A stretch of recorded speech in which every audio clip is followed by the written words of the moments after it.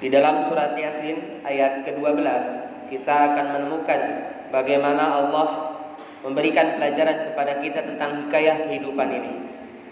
Allah menyebutkan, a'udzubillahi minasyaitonir rajim, inna nahnu nuhyil mauta wa naktubu ma qaddamu wa atharahum wa kulla syai'in ahsaynahu fi imamin mubin. Imanillah rahimakumullah. Dalam ayat ini Allah singgung beberapa hal. Di antaranya adalah tentang menghidupkan hati saat masih hidup. Karena banyak orang yang hidup tapi hatinya sudah mati. Inilah yang Allah singgung dengan ayat ini. Allah sampaikan, inna nahnu nuhyil mauta. Sesungguhnya kamilah yang menghidupkan yang mati. Menghidupkan yang mati ada dua kondisinya. Yang pertama adalah menghidupkan yang mati saat setelah mati. Orang sudah dikuburkan, masuk alam kubur, kemudian nanti selepas datangnya hari berbangkit, semua dibangkitkan kembali. Allah berhak atas itu, dan Allah yang kuasa atas menghidupkan itu. Yang kedua adalah menghidupkan hati seseorang saat dia masih hidup. Mungkin jasadnya masih hidup, raganya masih bisa berjalan kemana-mana, tetapi hatinya mati. Contoh paling sederhana adalah saat ada azan subuh, kemudian isyaratnya kita harus bangun subuh, menggunakan kalimat yang sangat luar biasa di tasbih adzan, as-salatu khairum minan naum misalnya, atau menggunakan kalimat yang lebih daripada itu, sebuah pengharapan, bahkan kewajiban, hayya 'alas shalah, mari kita salat, hayya 'alal falah, mari kita menuju kemenangan. Saat itu digaungkan, saat itu digemakkan, ternyata tidak semua orang bisa bangun. Lantas saat orang bangun doanya, alhamdulillahilladzi ahyana ba'dama amatana. Ini mengandung arti bahwa saat kita bangun, mensyukuri hidup setelah kita mati, maka saat orang masih tertidur, dia masih mati, minimal hatinya yang mati. Maka hadirin watul iman, Allah mengatur supaya hati kita tetap hidup saat kita masih hidup. Jangan sampai jasad masih hidup, diri kita masih ada, ruh kita masih ada, tetapi hatinya sudah mati. Inilah yang harus kita kemudian evaluasi selepas Ramadan. Karena Ramadan selesai bukan berarti semua ibadah selesai. Bahkan disebutkan oleh para ulama, selesai Ramadan itu harus ada yang menguat.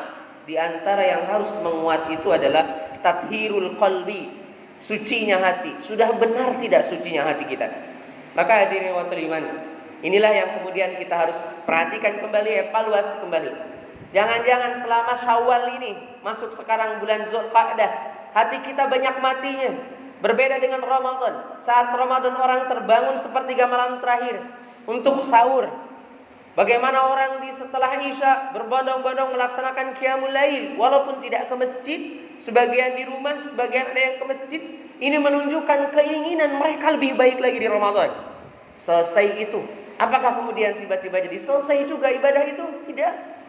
Maka jika hadirin watul iman, kita menemukan sisi, kita menemukan posisi kita sendiri, bukan orang lain. Saat masuk Syawal ternyata tidak bangun malam lagi. Ternyata saat masuk Syawal dan Zulqa'dah susah bangun tidur lagi.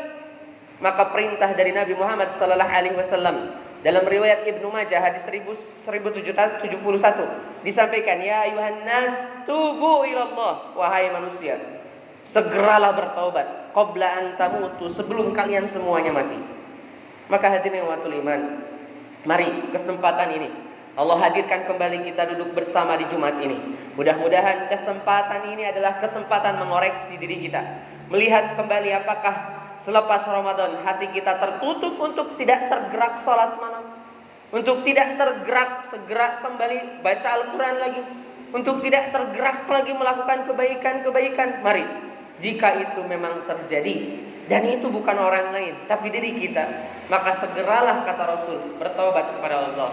Mudah-mudahan hadirin watul iman, taubat kita adalah taubat yang sesungguhnya, taubat yang benar-benar ditunggu oleh Allah Subhanahu wa taala, sehingga Allah tersenyum menerima semua taubat kita kepada Allah Subhanahu wa taala. Dan ini waktu Jumat ini adalah waktu terbaik.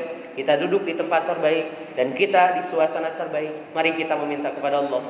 Astagfirullahaladzim, Allahumma gfir lana, meminta ampunan kepada Allah. Bonus dari semua itu adalah Nabi Yunus yang dikeluarkan dari ikan paus.